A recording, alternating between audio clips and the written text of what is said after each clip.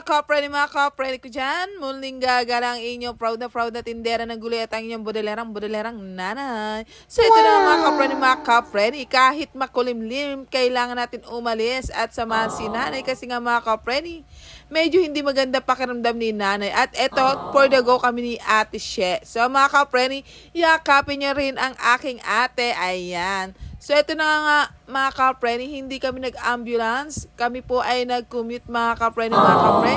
Naawa ko kay nanay kasi kailangan namin talaga mag-commute kasi ang aming budget ay sakto lang mga kapreni. Ayan. So, ito na mga kapreni, papunta kami sa kidney center.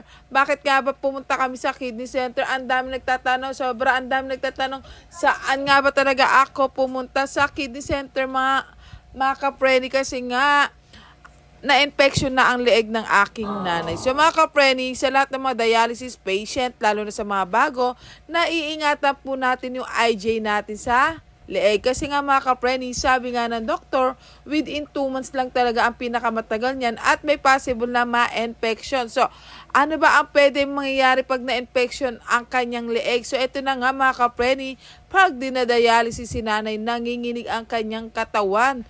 Tapos nasusuka na nahihilo at nahihirapan huminga.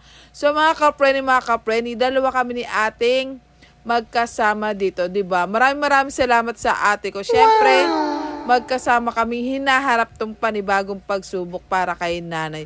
Alam niyo ba mga kapreni na hindi madali magkaroon ng dialysis patient kasi nga mga kapreni, bukod sa magastos, ma-attitude pa ang mga nagda-dialysis patient. Sabihin na natin na ma-attitude. Bakit nga ba sila ma-attitude mga kapreni? Kasi nga mga kapreni, ang dami namang ginagawa sa kanila mga kapreni. Kaya lagi natin nahabaan ang pasensya natin sa ating mga dialysis patient. At ayan na nga, nakaramdam si nanay ng gutom at pinaghiwaan ng aking ate. Ayan. So mga kapreni, kailangan ni nanay maging maingat sa pag-inom ng tubig kasi hindi muna siya madadialysis. At thank you Lord kasi nakapasok din kami sa wakas after 3 hours namin pag-aantay. Pero sa lahat ng hospital, saludo po ako sa NKTI po talaga. The best po talaga dito mga kapreni kasi inaalagaan talaga nila ang mga pasyente.